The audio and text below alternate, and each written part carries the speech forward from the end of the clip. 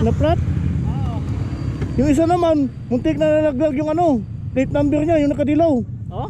Oo, kaya pinatanggal ko, numinta ko yun, pinatanggal ko na lang, baka maya matuluyan.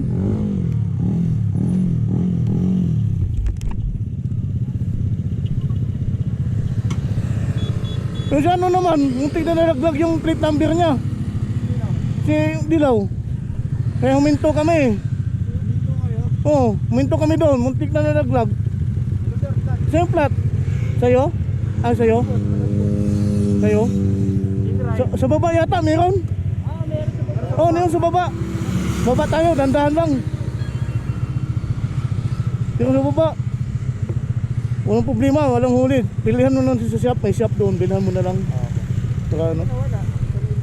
Tornilyo? Tornilyo.